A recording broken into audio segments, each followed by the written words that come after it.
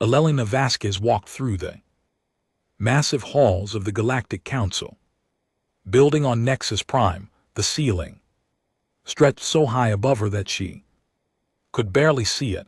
Alien beings from dozens of worlds moved past her, some floating, others walking on legs she couldn't count. Their voices created a strange music of clicks, whistles, and sounds her human ears could barely understand. She had been Earth's ambassador to the Galactic Council for 3 years now, 3 long years of being treated like a child and an adult.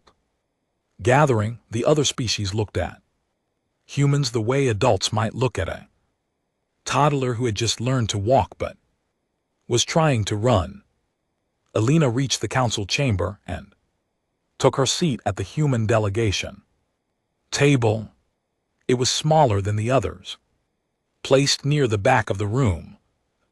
Message was clear: humans were new here, and new meant unimportant. The Zaffiran delegation sat at the front of the chamber. Their table was made of polished metal that gleamed under the artificial suns that lit the room. Admiral Cathar, their military leader, stood nearly 8 feet tall. His blue-gray skin looked like armor, and his forearms moved with practiced grace. When he spoke, his voice rumbled like distant thunder. The council will address the matter of territorial expansion in Sector 7, Cathar announced. The Zephyrian hegemony requires additional space for our growing population. We have identified 17 worlds currently claimed by the human species that would serve our needs. Elena felt her stomach tighten, but she kept her face calm. She had learned early in her diplomatic career that showing emotion in the council was seen as weakness. The crystalline collective representative spoke next. Their species looked like living gemstones, beautiful and cold. When they communicated, light patterns danced across their crystal bodies. Translator device converted these patterns into words. The collective agrees with the Zephyrian assessment. These worlds are barely developed by human standards. The humans have established only small colonies with primitive infrastructure. The Zephyrians could make much better use of these planets. Elena stood slowly, with respect. Honored delegates, those 17 worlds are home to over 40 million human beings. These are not empty planets. They are established colonies with families, communities, and vital industries. A ripple of what might have been laughter moved through the chamber. The sound came from dozens of different species, creating an unsettling chorus of alien amusement. Cathar turned his attention to Elena. His eyes were deep red like pools of blood. Ambassador Vasquez, your species has had these worlds for less than 50 standard years. In galactic terms, you arrived yesterday. The Zephyrian hegemony has been expanding across the stars for over 10,000 years. We understand how to properly use planetary resources. Perhaps, Elena replied carefully, but these are still inhabited worlds with established human populations. Surely the Council can find a solution that doesn't require displacing millions of people. The ethereal consortium delegate floated forward. Their species had no solid form that Elena could see, just a shimmering cloud of energy contained in a humanoid shape. When they spoke, their voice seemed to come from everywhere at once. The young species often struggle with the realities of galactic politics. The ethereal said, resources are limited, territory must be allocated efficiently, sentiment cannot override practical necessity. Elena had heard variations of this speech many times before. The established galactic powers saw humans as children playing with toys they didn't understand. Earth's military was considered primitive by galactic standards. Human ships were smaller than most alien vessels. Human weapons use simpler technology. Human military doctrine seemed chaotic and poorly organized compared to the rigid hierarchies other species preferred. What frustrated Alina most was that the other species weren't entirely wrong. Humanity had achieved faster than light travel remarkably quickly compared to most species. Most civilizations took thousands of years to develop FTL technology. Humans had done it in less than 2 centuries after their first powered flight. This rapid advancement made other species suspicious and condescending at the same time. Your species shows promise, Keth continued, his tone almost paternal, but you lack the experience necessary for major territorial holdings. These 17 worlds would be better served under Zahirian administration. We are prepared to offer relocation assistance for your colonists. Relocation assistance, Alina repeated. You mean you would forcibly remove 40 million humans from their homes? We would provide transportation and basic supplies, the Admiral replied. The process would be humane and efficient. Your colonists would be relocated to less strategically important worlds, where they could continue their development without interfering with galactic priorities. Alina looked around the chamber. Hundreds of alien faces stared back at her. Some showed curiosity, others boredom. A few displayed what might have been sympathy, but none showed support. The message was clear. Humanity was alone in this. I will need to consult with my government, Alina said finally. Of course, Kethvar replied. We understand that your species requires time to process complex decisions. The Council will reconvene in 30 standard days to hear Earth's response. As the session ended, Alina remained in her seat while the other delegates filed out. She watched Kethar speaking with other military leaders from various species. Their body language was relaxed, confident.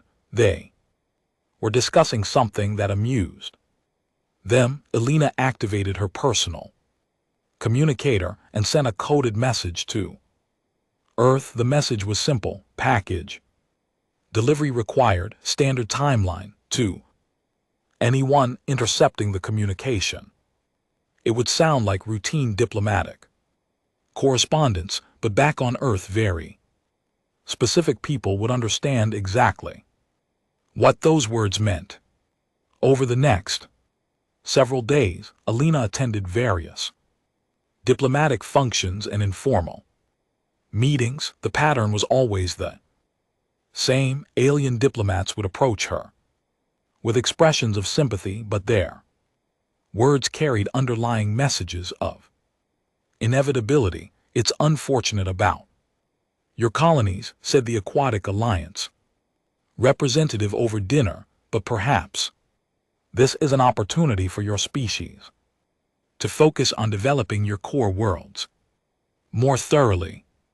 The Zephyrians are not unreasonable, mentioned a delegate from the Insectoid Confederation during a trade discussion.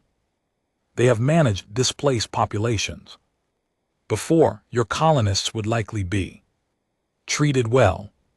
Resistance would be unwise, suggested an envoy from the Machine Collective during what was supposed to be a cultural exchange meeting. The Zephyrian military is quite formidable. A peaceful resolution serves everyone's interests. Alina smiled and nodded and gave non-committal responses to all of them. But inside she was taking careful notes. Every conversation revealed something about galactic politics, military capabilities, or alliance structures. Information that would be very useful to the right people back on Earth. On the 10th day after the ultimatum, Alina received a message from Admiral Cathar requesting a private meeting. She found him in his personal quarters aboard the Zaffirin flagship, a massive vessel that dwarfed any human ship Alina had ever seen. The Admiral's quarters were designed to impress. The walls were covered with weapons from dozens of worlds the Zappirians had conquered. Battle banners hung from the ceiling. Holographic displays showed the positions of Zappirian fleets throughout the galaxy. Ambassador Vasquez, Keithvar said, gesturing for her to sit. I asked you here because I respect your species. Humans show great potential. But potential means nothing without proper guidance. What kind of guidance did you have in mind? Alina asked. The Zaphirian hegemony has been watching humanity for some time. Your species has interesting qualities: adaptability, creativity, persistence. These traits could be valuable in the right context. Keithvar moved to the holographic display and manipulated the controls. The image changed to show human space. All the worlds where humans had established colonies or outposts. Your current expansion is haphazard, he continued. You claim territory without proper military support. You establish colonies without adequate defense systems. You spread your resources too thin across too many worlds. Perhaps our approach is different from yours, Alina suggested. Different, yes, also doomed to failure. Keithvar touched another control and red symbols appeared throughout human space. These represent potential threats to your colonies. Pirate, hostile species, resource conflicts. Without proper military backing, your expansion will collapse within a century. Alina studied the display. The red symbols were numerous and spread throughout human territory. If Keithvar was correct, humanity was surrounded by potential enemies. However, the Admiral continued, under Zappirian protection, human colonies could thrive. We would provide military security in exchange for certain resources and territorial agreements. Your species could focus on what it does best, innovation and adaptation, while we handle the complexities of galactic defense. And the price for this protection, Alina asked. Reasonable territorial adjustments. The 17 worlds we discussed would be a starting point. Over time, as your species matures, we might renegotiate based on changing circumstances. Alina stood and walked closer to the holographic display. She could see Earth at the center of human space, a small blue dot surrounded by the vast darkness of the galaxy. From this perspective, humanity looked very small and very alone. Your offer is generous, she said carefully, but I cannot make such decisions without consulting my government. Of course not. I would be disappointed if you could, but consider this. The galaxy is not a safe place for young species without protection. Many civilizations have expanded too quickly and found themselves facing threats they could not handle alone. Alina thought about the message she had sent to Earth 10 days ago. By now, certain preparations would already be underway. Plans that had been developed over years of careful observation and planning. I appreciate your concern for humanity's welfare, she told Cathar, and I will certainly convey your offer to Earth. Good. I hope your leaders are wise. enough to see the advantages of cooperation over confrontation. As Alina left the Zaffiran flagship, she reflected on the Admiral's words. Cooperation over confrontation. The irony was that humanity had been cooperating for years, just not in the way the galaxy expected. 3 weeks remained before the Council would reconvene to hear Earth's response. Throughout the galaxy, alien civilizations went about their business, confident that the human problem would be resolved quickly and quietly. After all, what could one young species do against the combined might of the galactic community? Alina returned to her quarters and composed another message to Earth. This one was longer and more detailed, containing her observations about Zapperian military doctrine, alliance structures, and potential weaknesses she had identified during her conversation with Admiral Kethar. As she encrypted the message using codes that no alien species had ever seen, Alina allowed herself a small smile. The galaxy was about to learn something important about humanity. They had been watching the wrong things and asking the wrong questions. The real question wasn't whether humans could adapt to galactic civilization. The real question was whether galactic civilization was ready for humanity. The Galactic Council chamber buzzed with activity as delegates took their seats. Alina walked to the human table with steady steps, her face showing nothing of the tension she felt inside. Today Earth would give its response to the Zaffiran ultimatum. 30 days had Clear's throat passed since Admiral Kethar demanded that humanity abandon 17 frontier worlds. Alina carried a simple data pad with her. The other delegates probably assumed it contained humanity's surrender terms. After all, what choice did Earth have? The Zapperian hegemony commanded thousands of warships. The entire human fleet consisted of maybe 200 vessels, most of them small escort ships or cargo transports converted for military use. Admiral Kethar stood at the center of the chamber, his forearms spread wide in a gesture of authority. The 30-day period has concluded. We are here to receive Earth's response to the Council's territorial adjustment proposal. Alina rose from her seat.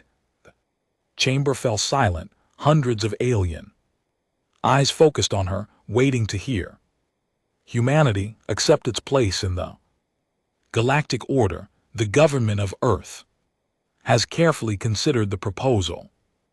Alina began, her voice carried clearly through the chamber's translation systems. After extensive consultation with our colonial administrations and military leadership, we have reached a decision. She paused, looking around the chamber at the assembled delegates.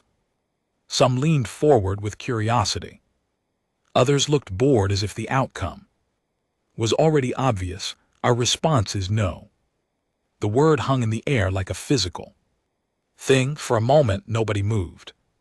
Then, a wave of surprised chatter swept through the chamber. Alina heard clicks, whistles, and electronic sounds as dozens of species reacted to humanity's answer. Admiral Kethar's red eyes fixed on Alina. Ambassador, perhaps there was a translation error. Did you say no? I did. Earth declines the Council's proposal. We will not abandon our colonies. We will not relocate our citizens. We will not surrender sovereign human territory to the Zapperian hegemony. The chamber erupted into chaos. Delegates stood and argued with each other in dozens of languages.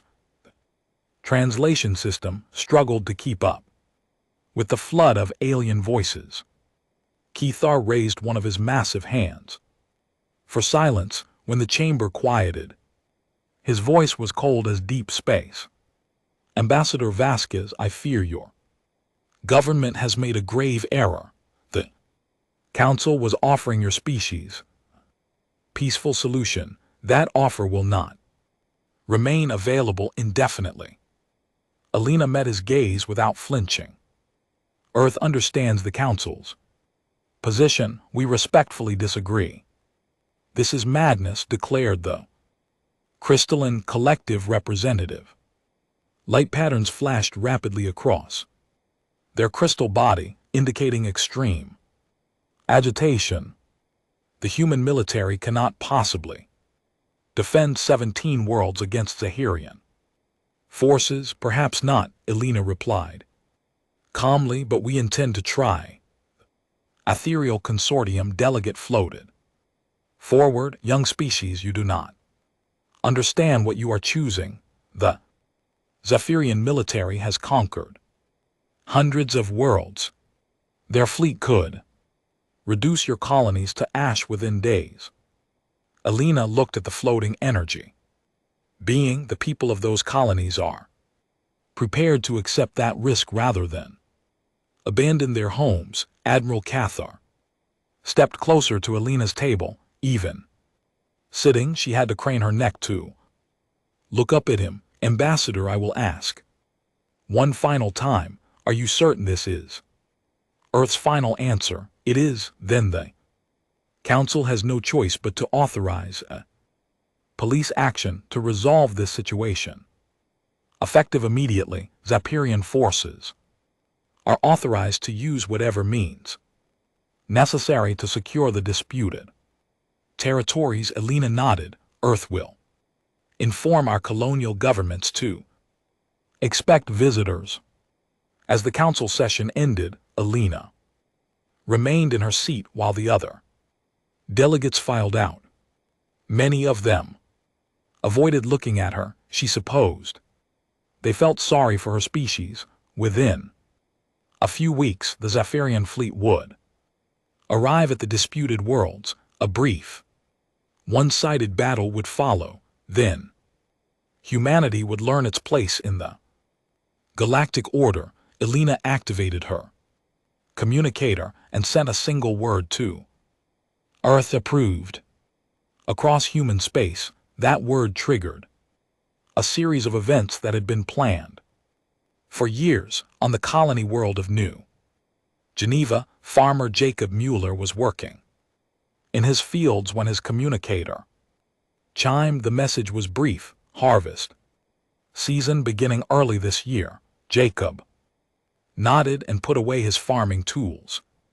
He walked to his barn and pressed his hand against what looked like a normal wall panel. The panel recognized his biometrics and slid aside, revealing a hidden armory. Jacob had been many things in his life. A farmer was the most recent. Before that, he had been Captain Jacob Mueller of the Earth Defense Force Special Operations Division. The farming was real. He genuinely loved working the soil and growing crops, but farming had also been perfect cover for other activities.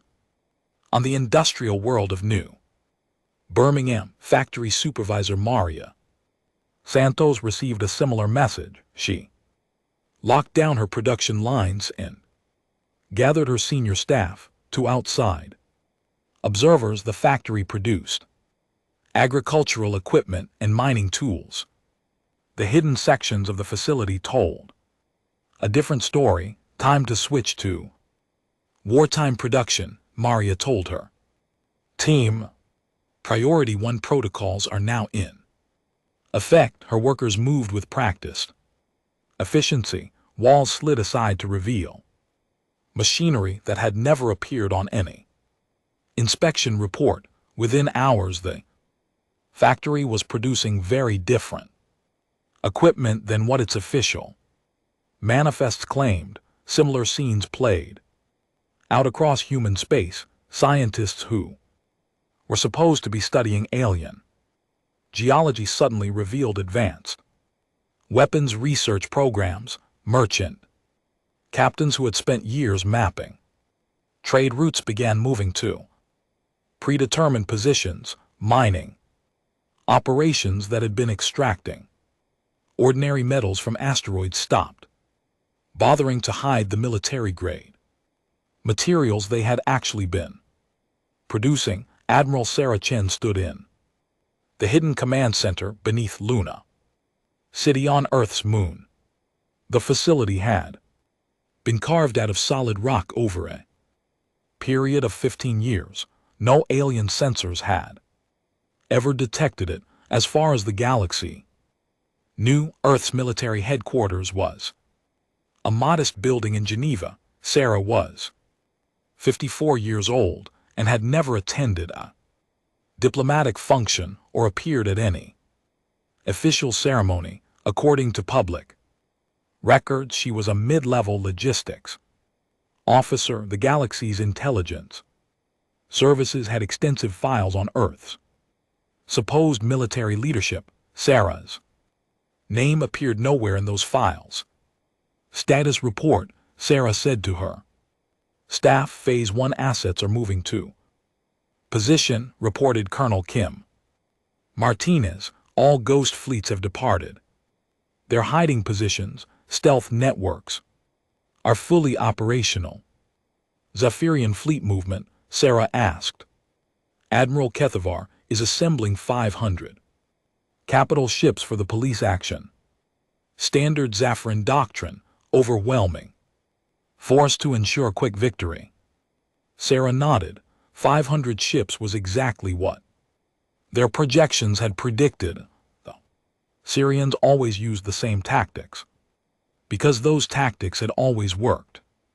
Timeline for fleet arrival at target systems, she asked. 18 days, replied Commander David Okafor. They're taking the most direct routes, no attempt at deception or surprise. They expect this to be a simple pacification operation. And our preparations. Ghost Fleet Alpha is already in position around the primary target system. Ghost Fleet Beta through Delta will reach their assigned positions within 72 hours. All colonial defense networks have been activated. Sarah studied the holographic display that showed human space. Red icons marked the 17 disputed worlds. Blue icons showed the positions of various human assets, or at least the assets that were visible to alien surveillance.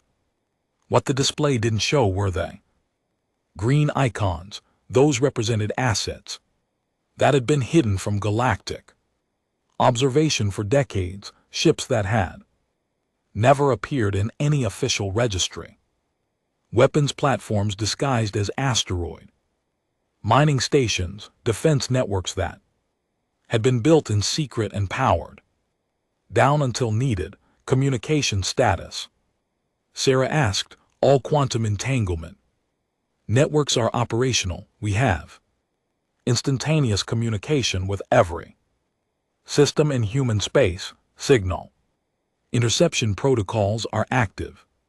We're monitoring all Zephyrian military communications. Sarah allowed herself a small smile. Quantum entanglement communication was supposedly beyond human technological capabilities. The galactic community assumed Earth was still using primitive, faster than light radio systems that could be easily monitored and disrupted. Alien intelligence assessment, she asked. They know nothing. Zephyrian intelligence believes they have complete information about human military capabilities. Their tactical plans assume standard defensive doctrine with conventional weapons. Sarah walked to the main display and manipulated the controls. The view changed to show the galaxy as alien civilizations saw it. A vast collection of established powers with humanity occupying a small corner of space. protected by a laughably inadequate military, psychological warfare. Preparations, she asked, all crews have been briefed on standard protocols. First contact specialists are standing by. Cultural analysis teams have prepared appropriate response strategies for each alien species. Sarah nodded. This would be the most important aspect of the coming engagement. Humanity didn't just need to win the battle, they needed to send the right message to the galaxy. Begin Phase 2, Sarah ordered. Across human space, the final preparations began. Ships that had been hidden for years emerged from their concealment. Weapon systems that had never been tested outside of simulation began their activation sequences.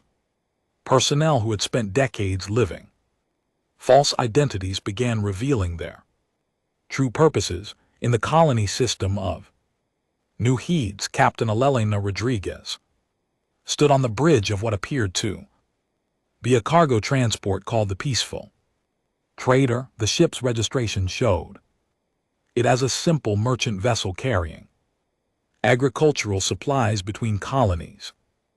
Elena touched a series of controls on her command console. The ship began to change. External panels slid aside to reveal weapon systems. The cargo bay opened to deploy fighter craft.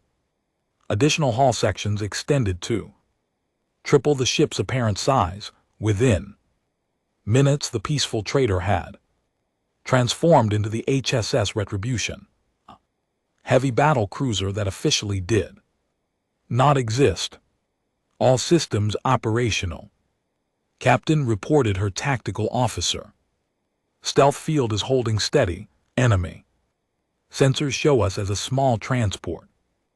Very good, Elena replied. Maintain position. We wait for the guests to arrive. Similar transformations were occurring throughout the disputed system. Mining stations revealed themselves as weapons platforms. Survey ships became destroyers. Even some of the human colonists weren't what they seemed. Many were retired military personnel who had volunteered for what they knew might be a one-way mission. On Earth, Elena Vasquez prepared to return to her quarters after the difficult council session. Her work as a diplomat was finished for now. Other people would handle what came next. As she walked through the alien city, Elena reflected on the past 3 years. Every dinner party she had attended, every cultural exchange, every seemingly casual conversation had served a purpose. Humanity had learned everything they needed to know about their potential enemies. The galaxy had been watching humans and thinking they understood what they saw. A young species growing quickly but carelessly. Primitive military technology, chaotic organization, no understanding of proper galactic politics. They had been looking at the wrong things, while alien intelligence services were cataloging Earth's official military assets and analyzing human diplomatic strategies. They had missed the most important factor. Humans were very good at hiding things.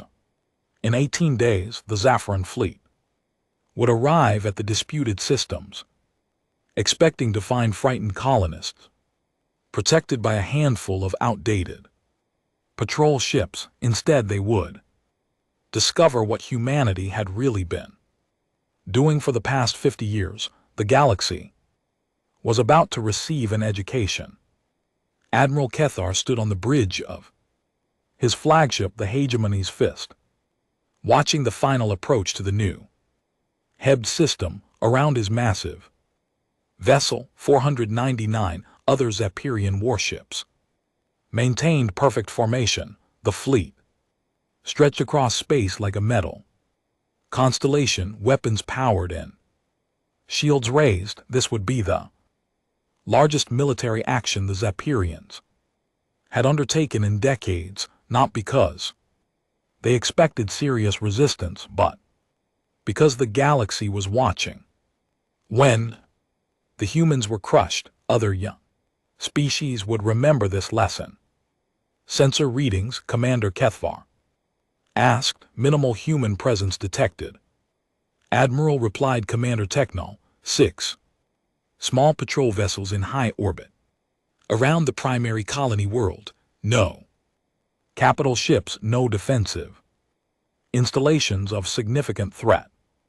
Level Kethar nodded. Exactly what their intelligence had predicted.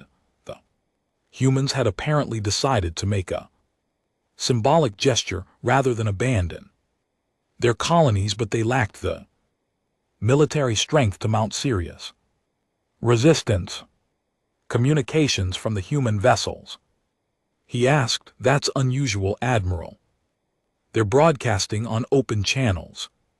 Surrender terms, no sir, they're talking to us. Keith turned to stare at his communications officer. Explain. The bridge speakers crackled to life with a human voice speaking, accented but clear. Zaffirin Fleet, this is Captain Alina Rodriguez of the New Heeds Defense Force, welcome to our system. That's quite an impressive formation you've got there. Kethvar's forearms tensed with confusion. In 30 years of military service, he had never heard anything like this. Enemy forces typically issued challenges, surrender demands, or threats. They did not offer casual greetings. Another human voice joined the conversation. Holy stars! Look at the size of that flagship. That thing must be 3 km long. I bet the engine room alone is bigger than my entire ship. Are they mocking us? Commander Technol asked quietly. Before Cathar could answer, a third human voice chimed in. Captain Martinez. Here. Admiral Kethar, I've read about your campaigns in the Outer Rim territories. That flanking maneuver you used against the Keeleran rebels was brilliant, required perfect timing and coordination. Kethvar found himself at a loss for words. The humans were discussing military history as if this were an academic conference rather than a combat situation. Admiral Rodriguez calling. Admiral Kethar directly. Came another transmission, sir. I hope you don't mind the informality, but we've got some questions about Zahirian fleet tactics. My tactical officer is writing a paper on comparative military doctrine, and we'd love to get the perspective of someone with your experience.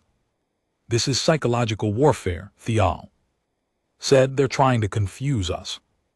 Keith activated his own communication system. Human vessels, you will stand down immediately and prepare for boarding. Resistance is futile. Oh, we're not planning to resist, Captain Rodriguez replied cheerfully. Well, not exactly. We're definitely going to fight, but that's different from resisting. Resistance implies we expect to lose. You are outnumbered 500 to 6. Kethvar growled. 83 to 1 actually. Corrected another human voice. We did the math. Those are pretty steep odds. Good thing we didn't come here to play fair. Cathar looked at his tactical display. The 6 human ships were maintaining their positions in high orbit, making no attempt to flee or form defensive formations. Their behavior made no sense according to any military doctrine he understood. All ships prepare to engage, he ordered. Target the human vessels. We'll make this quick. Human ships are moving, Admiral reported his tactical officer. Kethvar watched his display as the 6 human vessels began evasive maneuvers, but These weren't the desperate, panicked movements he expected from an outmatched force. The ships moved with fluid grace, performing maneuvers that should have been impossible given their apparent size and mass. How are they moving like that? Thial asked. Before anyone could answer, the human ships did something unprecedented. They began to change shape. External hull sections slid aside to reveal weapon systems that hadn't appeared on any sensor scan. Additional hull segments extended, tripling the apparent size of each vessel.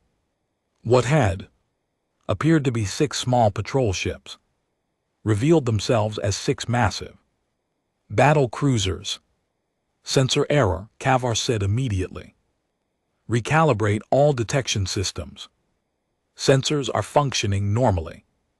Admiral, the human ships were using some form of stealth technology to mask their true configuration. Kethar stared at his display as it updated to show the human vessel's actual specifications. Each ship was larger than a Zapirian heavy cruiser and packed with weapon systems he didn't recognize. Admiral, came Captain Rodriguez's voice again. I hope you don't mind the deception. We wanted this to be a fair fight, so we even the odds a little bit. 6 against 500 is hardly even odds, Kethar replied. Oh, you're absolutely right. That's why we brought friends.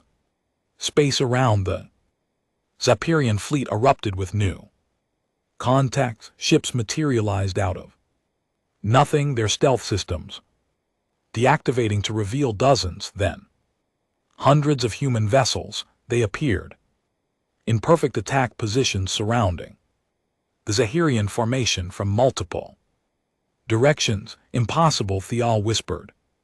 Where did they come from? Those asteroid mining stations, reported the tactical officer. They're not mining stations. They're weapons platforms. The cargo vessels throughout the system are military ships. Even some of the orbital habitats are armed installations. Cathar's display now showed over 300 human military vessels in the system, with more appearing every second as stealth fields deactivated. The humans had turned the entire star system into a trap. Human fleet strength now exceeds our own, the tactical officer reported. And Admiral, their weapons are powering up all ships. Evasive action, Cathar ordered. Return fire immediately. The Zephyrin fleet began to maneuver, their formations breaking apart as captains tried to respond to threats from multiple directions. Weapons fire erupted across the system as 500 Zephyrin warships engaged with an enemy they had underestimated by several orders of magnitude. But something was wrong with the human attack pattern. The individual ships were fighting well, but their coordination was perfect in a way that made no sense. Zephyrian vessels found themselves caught in crossfires that required split-second timing to execute. Human ships provided covering fire for each other with precision that suggested instantaneous communication. How are they coordinating like this? Cathar demanded. Our intelligence indicated humans use hierarchical command structures like every other species. Admiral, I'm detecting quantum entanglement communication signatures throughout their fleet. They're using instantaneous communication. That's impossible. Quantum entanglement communication requires technology beyond human capabilities. Apparently not, sir. The battle continued, but it was becoming clear that this was not the simple pacification operation the Zephyrians had planned. Human weapons were cutting through Zapirian shields like they were made of paper. Human ships absorbed damage that should have destroyed them. and continued fighting. Admiral came. Captain Rodriguez's voice again. You might want to order your ships to surrender. We're trying to keep casualties to a minimum, but your people are making that difficult. Xerians do not surrender to inferior species. Keithvar snarled. Inferior? The human captain sounded genuinely puzzled. Admiral, with respect, you brought 500 ships to fight 6 patrol boats. We brought 6 patrol boats to fight 500 warships. Which one of us understood the tactical situation better? Before Cathar could respond, alarms began sounding throughout his flagship. Admiral, we're being targeted by some kind of directed energy weapon. Shields are failing across multiple sections. Source unknown. The weapon signature doesn't match anything in our database. On his display, Cathvar watched as human weapons systematically disabled Zaffirin. Ships not destroyed, disabled. The humans were deliberately avoiding fatal damage, instead targeting propulsion systems, weapons arrays, and shield generators. They're trying to capture our ships intact, Technol observed. Why would they want our ships? Keithvar asked. Admiral came. Another human transmission, this time from a different captain. This is Commander Sarah Mitchell. We're prepared to accept the surrender of any Zaffiran vessels that wish to avoid further damage. Your crews will be treated according to galactic warfare conventions. And if we refuse, Cathar asked, then we'll continue disabling your ships until you change your mind. We have time. Cathar looked at his tactical display. In less than an hour of fighting, the Zaffiran fleet had lost nearly 200 ships. Not destroyed, but disabled and helpless. The humans had suffered minimal casualties. This is impossible, he said. Our intelligence indicated that human military technology was decades behind galactic standards. Admir Keithvar came. Captain Rodriguez's voice again. Would you like to know why your intelligence was wrong? Despite himself, Keithvar found himself curious. Explain. For 50 years, every human diplomat, trader, tourist, and cultural exchange student has been gathering information about galactic military capabilities. We've studied your tactics, analyzed your technology, and identified your weaknesses. Meanwhile, we've been very careful about what information we allowed you to gather about us. You've been spying on us. We prefer to call it aggressive intelligence gathering. The point is, we know everything about how you fight, your standard formation patterns, your preferred weapon types, your tactical doctrine. We've been studying it all for decades. Keith realized with growing horror that the human was right. Every diplomatic contact, every trade negotiation, every cultural exchange had been an intelligence operation, while the galaxy had been looking down on humanity as primitives. The humans had been systematically preparing for exactly this situation. But how did you develop such advanced weapons? He asked. Oh, we didn't. Rodriguez replied cheerfully. These are your weapons. We just figured out how to make them work better. Impossible. Admiral, humanity has been buying, trading for, and occasionally stealing galactic technology for 50 years. We've reverse engineered everything from Zaffiran plasma cannons to crystalline shield matrices. Then we improved them. Cathar's tactical officer looked up from his station. Admiral, analysis of their weapon signatures confirms it. They're using modified versions of our own technology. The improvements are Significant. The thing about humans, Rodriguez continued, is that we're really good at taking existing technology and finding new ways to use it. We've had 50 years to study galactic military hardware. 50 years to figure out how to make it better. Surrender came another human transmission from a different ship. This is Admiral Sarah Chin commanding the Human Defense Force. Admiral Keithar, you have fought with honor, but this battle is over. Order your remaining ships to stand down. Keithar looked around his bridge at the faces of his crew. They were all watching him, waiting for orders. Through the viewports he could see disabled Zapirian ships drifting helplessly through space. Human vessels moved among them like predators, but they weren't attacking the helpless ships. They were providing assistance to damaged vessels and rescuing survivors.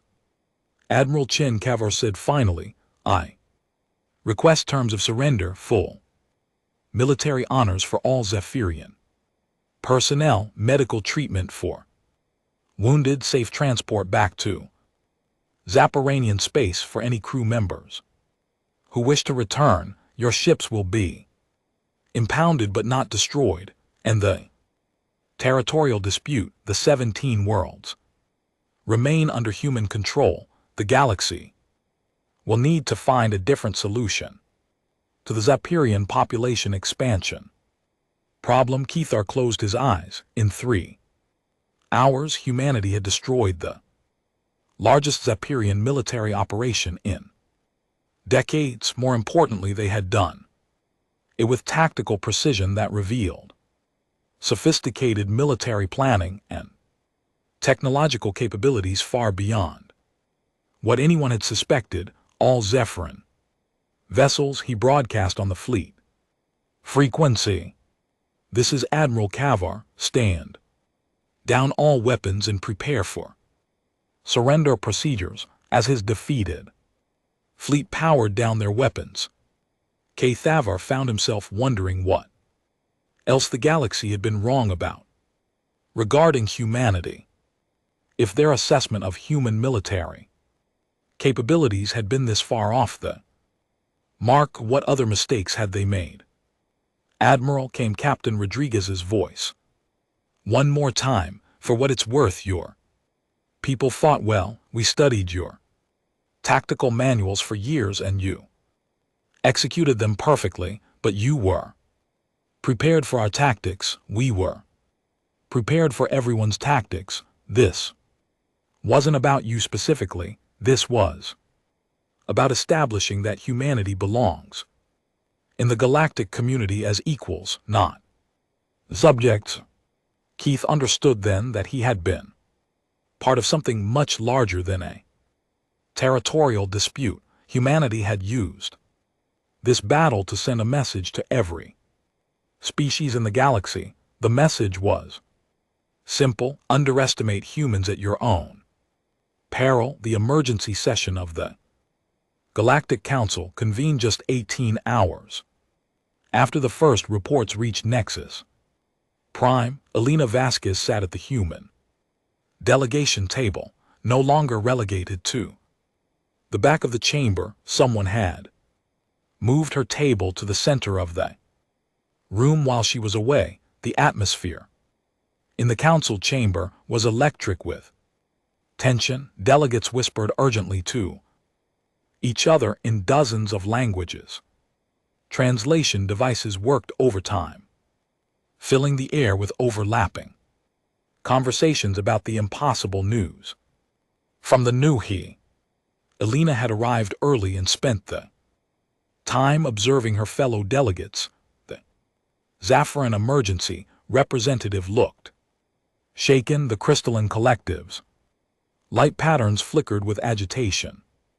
Even the normally composed ethereal consortium seemed unsettled, their energy forms fluctuating more than usual. Chancellor Vex Morin of the Galactic Council called the session to Order, the ancient being's voice carried. The authority of millennia of experience, the Council has received disturbing reports from the new Hebs system. We require clarification of these events. Admiral Keithvar's image appeared as a hologram in the center of the chamber. The proud Zephyrian looked older than Alina remembered. His usual commanding presence was replaced by something she had never seen in him before. Uncertainty. Honorable delegates, Keithvar began, I must report the complete failure of the police action against human colonies.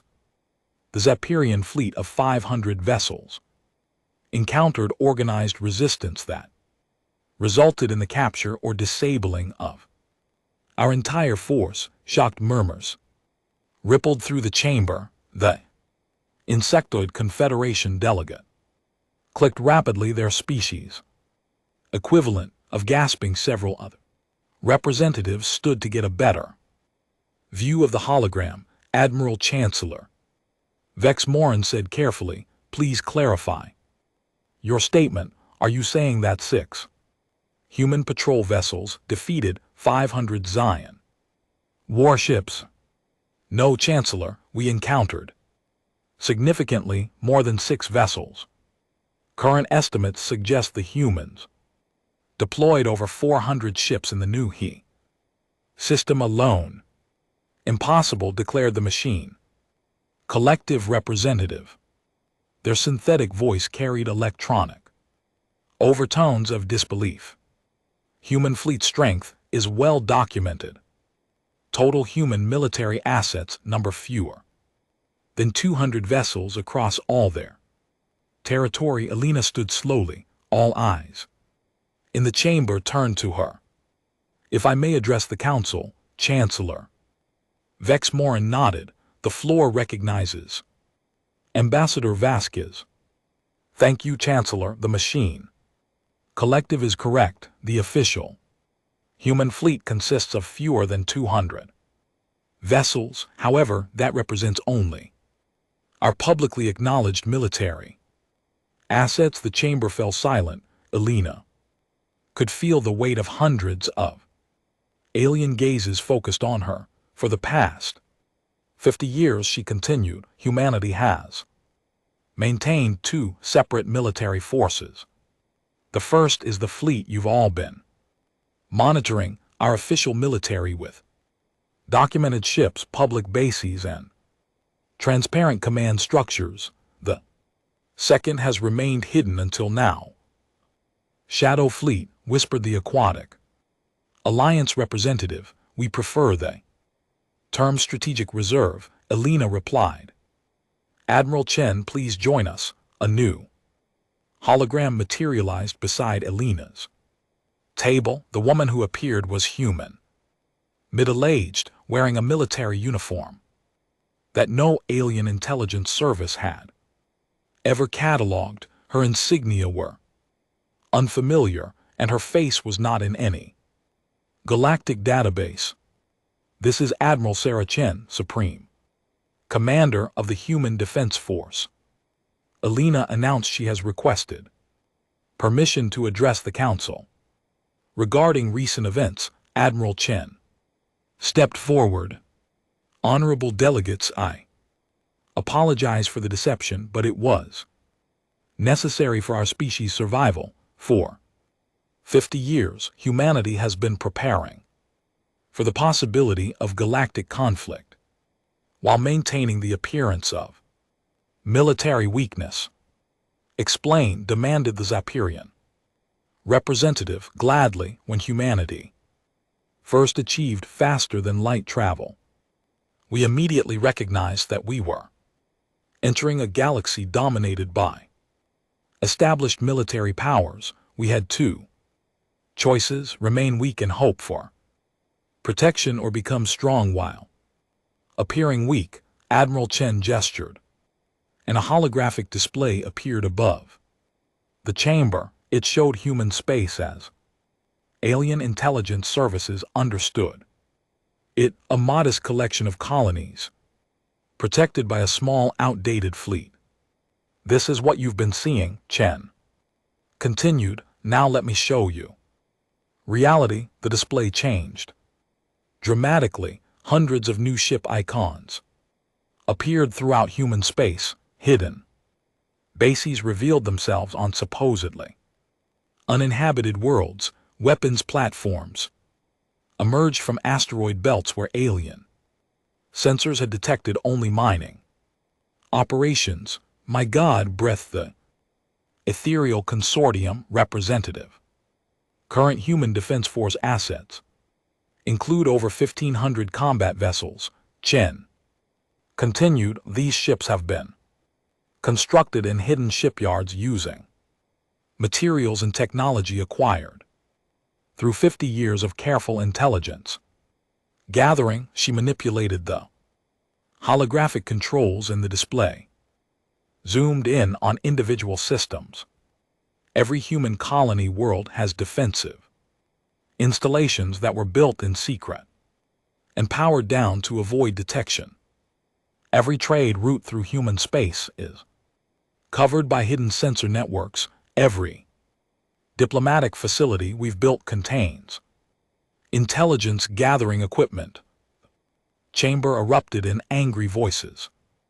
Delegates stood and shouted accusations in dozens of languages. Alina waited calmly for the noise to subside.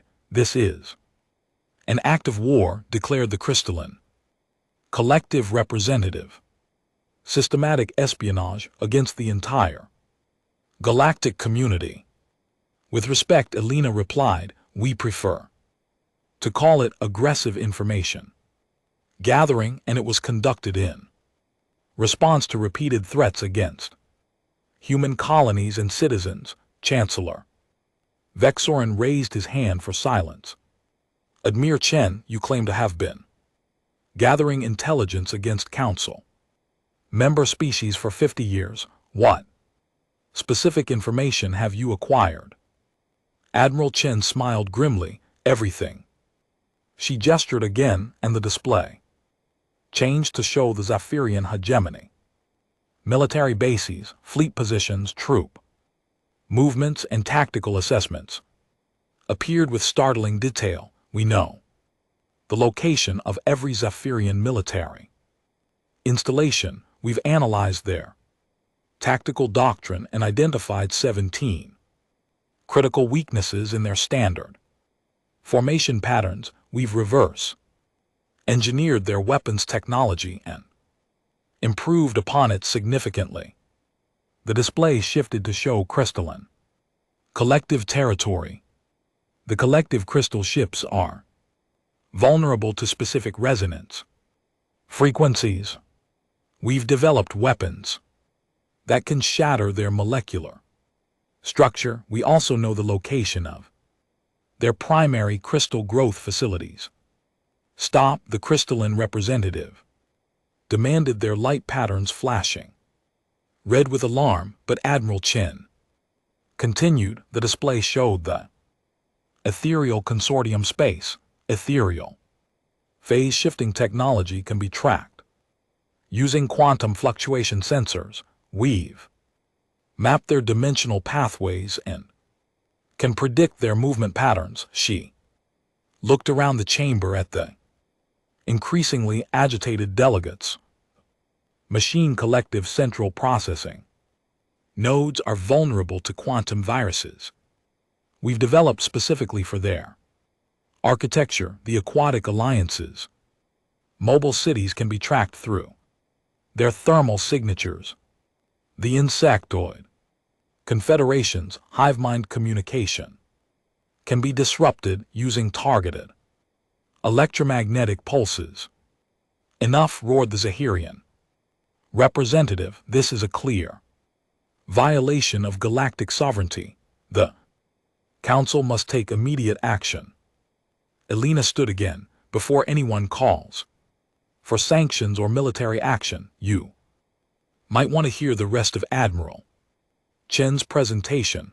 The Admiral nodded and changed the display once more. Now it showed the entire galaxy with detailed tactical assessments of every major power's military capabilities.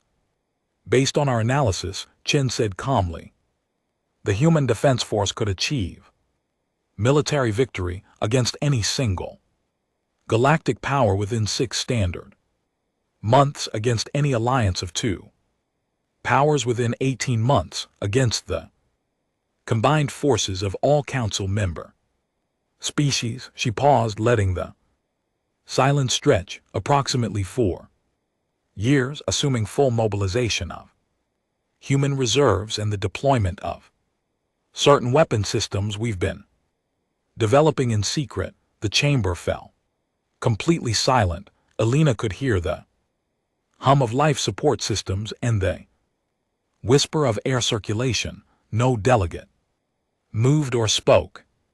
You're bluffing the machine, collective representative said finally. We don't bluff, Alina replied. It's inefficient and potentially counterproductive. Everything Admiral Chen has told you is accurate. Then this is a declaration of human dominance over the galaxy, accused the ethereal consortium. Not at all, Alina said. This is a declaration of human equality. For 50 years, the Council has treated humanity as a junior partner suitable for exploitation but not worthy of respect. We've been told to relocate our colonies, surrender our territory, and accept whatever scraps the established powers were willing to give us. She looked around the chamber, meeting the eyes of delegates who had previously ignored or condescended to her. We're not interested in conquering the galaxy. We're interested in being treated as equals.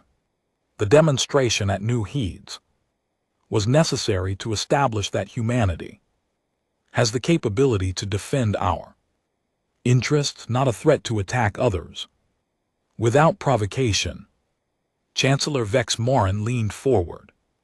What exactly does humanity want from the Council?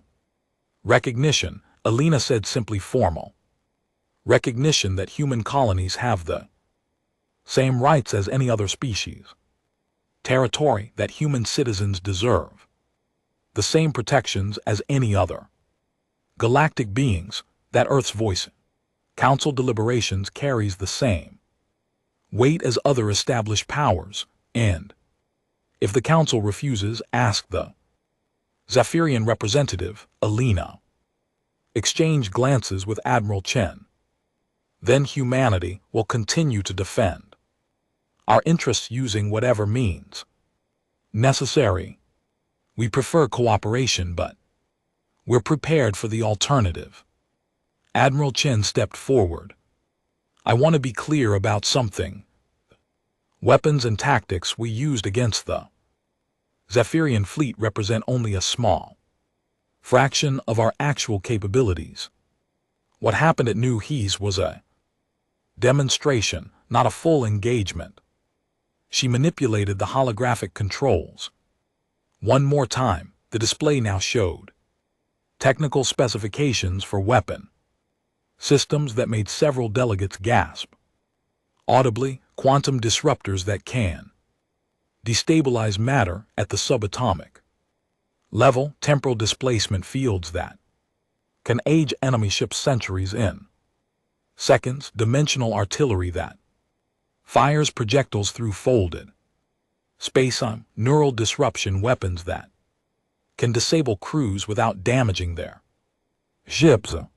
These technologies are forbidden by galactic law. The crystalline collective representative protested. Galactic laws apply to galactic citizens, Alina replied. Humanity was never fully accepted as an equal member of the galactic community. We were treated as a client species under the protection of established powers. Client species have different legal obligations than sovereign powers. This is legal sophistry, accused the machine. Collective, this is practical politics. Alina countered. You can't have it both ways. Either humanity is a sovereign power deserving of respect and equal treatment, or we're a client species operating under different rules. You can't treat us as clients and then expect us to follow sovereign power regulations. Chancellor Vex Morin was silent for a long moment, clearly processing the implications of Alina's statement. Finally, he spoke.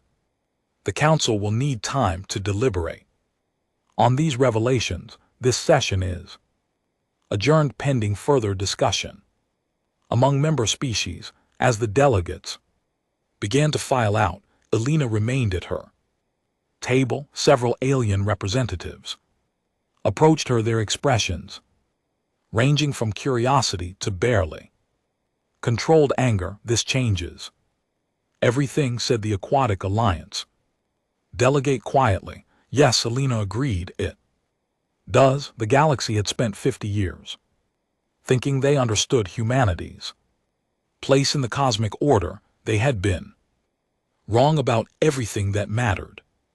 Now they had to decide whether to accept the new reality or fight against it. Alina suspected they would choose acceptance. After all, they had just learned that the alternative might be very unpleasant indeed. 3 months after the new Hebs incident, Alina Vasquez walked through the Galactic Council building for what might be the last time as Earth's ambassador. The corridors looked the same, but everything else had changed. Alien delegates who had once ignored her now nodded respectfully as she passed. Guards who had barely acknowledged her presence now offered formal salutes. Transformation hadn't happened overnight. In the weeks following Admiral Chen's presentation, the galaxy had experienced what historians would later call the silent crisis, a period when normal diplomatic activities ground to a halt, while every major power reassessed their relationship with humanity. Alina entered the council chamber and took her seat at the human table. It was no longer at the back of the room. Someone had moved it to the front row, directly facing the Chancellor's podium. The symbolism was unmistakable. Humanity was no longer a junior member seeking approval from established powers. Chancellor Vexerin called the session to order. The ancient being looked tired, as if the events of recent months had aged him considerably. The council reconvenes to hear the final terms of the new galactic compact.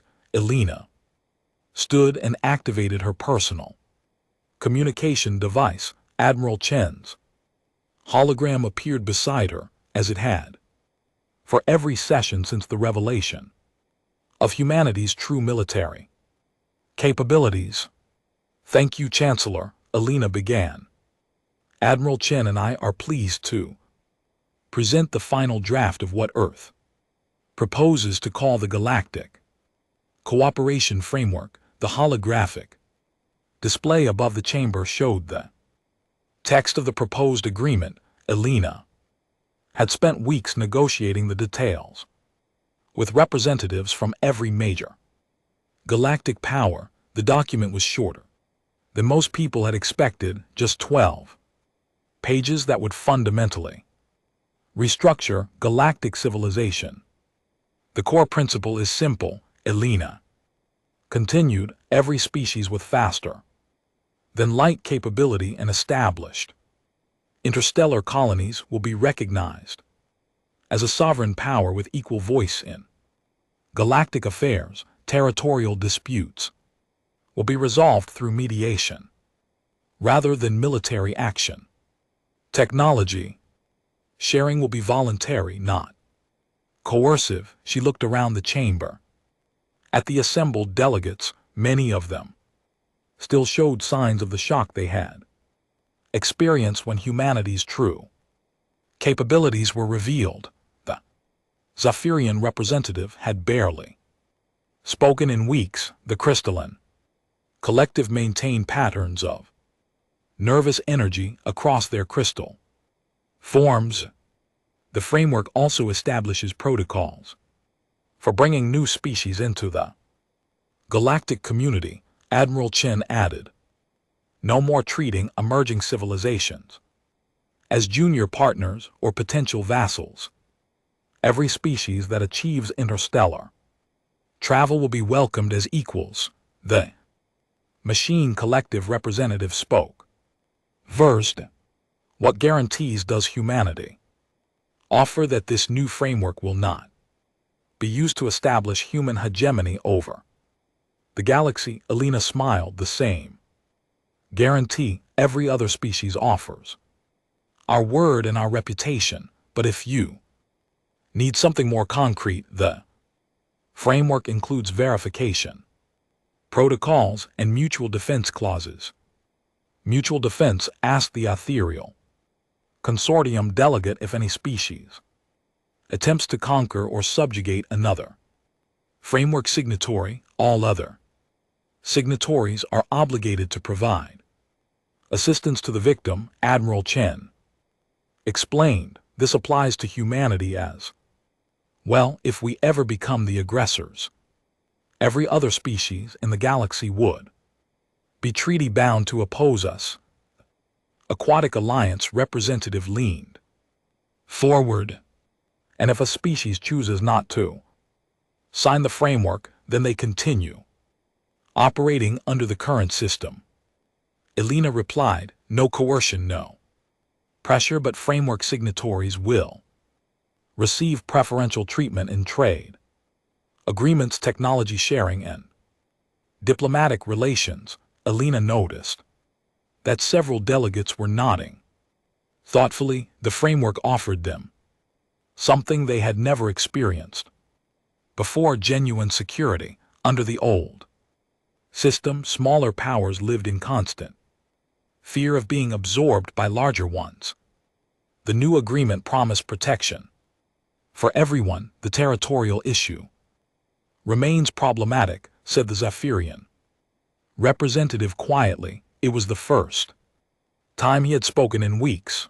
The hegemony still requires additional space for our expanding population, and the framework addresses that.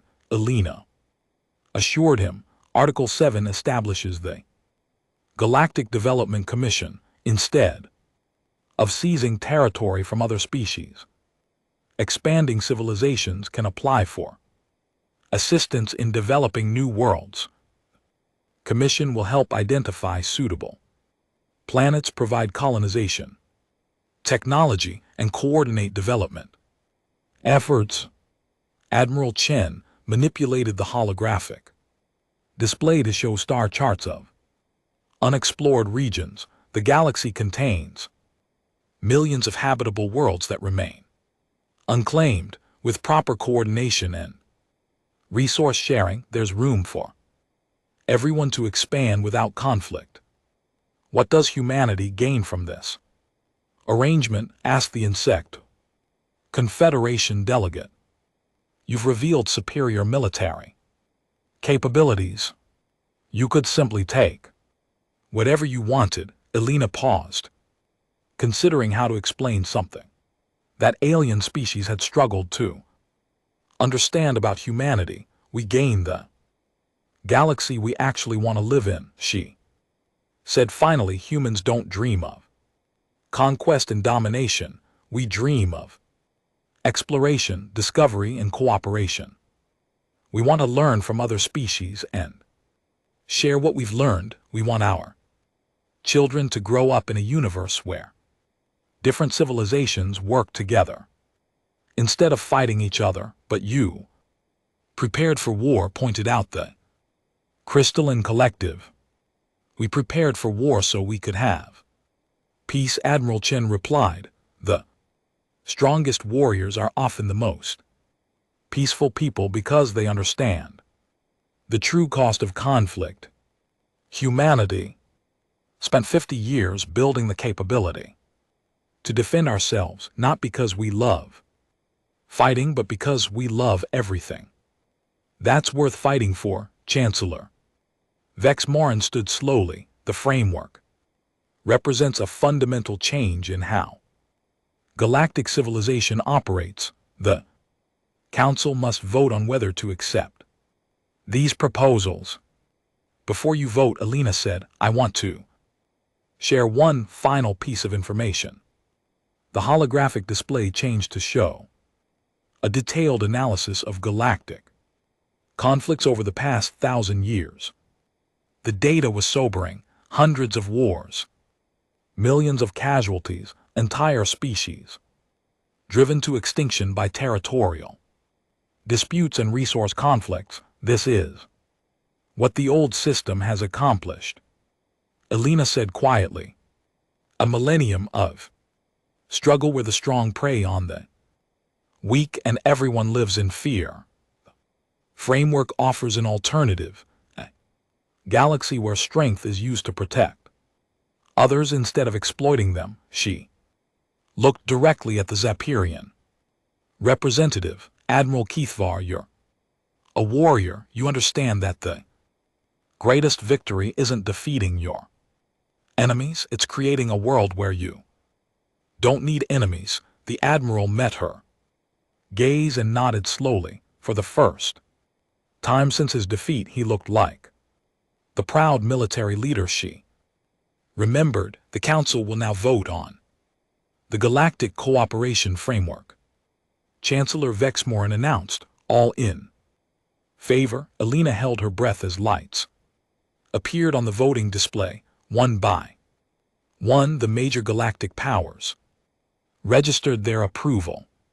The Zapirian hegemony voted yes. The Crystalline collective voted yes. The Machine collective voted yes. When the final vote was tallied, the framework had passed with unanimous approval.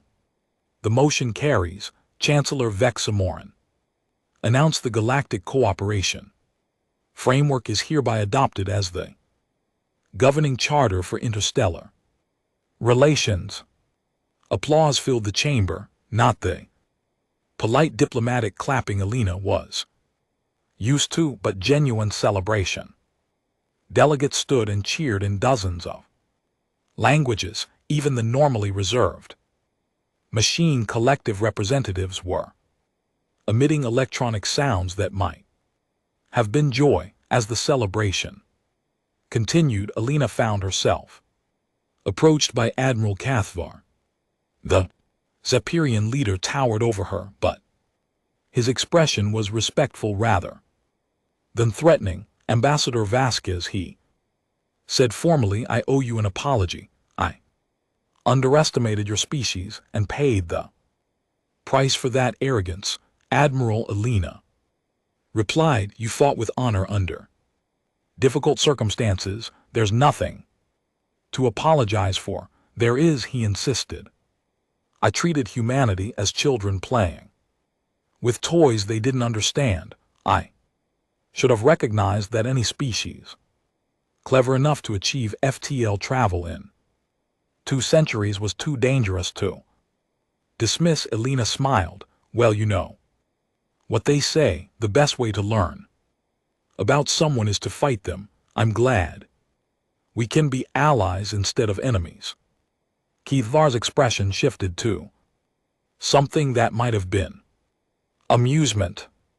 Indeed, perhaps you could teach my officers some of those tactical maneuvers your ships used for purely academic purposes, of course. I'm sure something can be arranged. Alina agreed. As the session ended and delegates began filing out, Alina remained in her seat. Admiral Chen's hologram flickered beside her. Congratulations, Ambassador, Chen said quietly. You've just helped create a new form of galactic civilization. We all did, Alina corrected. This only works if everyone participates willingly. She looked around the chamber at the departing delegates. Many of them were already deep in conversation. discussing implementation, details, and cooperation opportunities. The atmosphere was different from any council session she had ever attended. Optimistic instead of suspicious. Collaborative instead of competitive. What happens next? Alina asked. Now we prove that the framework actually works. Chen replied. The easy part was getting everyone to agree. The hard part is making sure it leads to the galaxy we promised. Alina nodded. Over the coming months, humanity would need to demonstrate that they could be trusted. With the power they had revealed, other species would be watching for any sign that humans were using their military superiority to gain unfair advantages. Admiral Alina said, I want you to begin sharing some of our defensive technologies with other framework signatories, nothing that could be used offensively, but systems that would help them protect their own worlds. Chen raised an eyebrow. That's a significant gesture of trust. Trust has to start somewhere. If we want the other species to believe in cooperation, we need to show them what it looks like. As Alina left the council building, she reflected on the journey that had brought humanity to this point. 50 years of careful planning, intelligence gathering, and strategic deception had culminated in a single moment when the galaxy learned the truth about human capabilities. But the real victory wasn't military. It was the fact that humanity had used their strength to create something better instead of simply dominating others. The galaxy had indeed fallen silent, not in fear but in contemplation of possibilities they had never imagined. For the first time in millennia, the great powers of the galaxy were working together instead of plotting against each other. Alina walked through the alien city toward the human embassy. Tomorrow she would begin the process of transitioning from her role as ambassador to the council to her new position as humanity's first galactic cooperation commissioner. There would be challenges ahead: implementing the framework, managing conflicts between species with very different values, proving that cooperation could work on an interstellar scale. But tonight she was content to walk through the city and watch alien beings from dozens of worlds going about their lives in peace. Human children played in parks alongside Zapirian youth and crystalline offspring. Trade negotiations were being conducted in a spirit of mutual benefit rather than exploitation. Scientific researchers were planning joint expeditions to explore the galaxy's mysteries. This was what humanity had been fighting for all along, not dominance but the chance to be part of something larger than themselves. They had prepared for war so thoroughly that when the moment came, they had been able to choose peace from a position of strength. The galaxy would never be the same, and Alina thought that was exactly as it should be.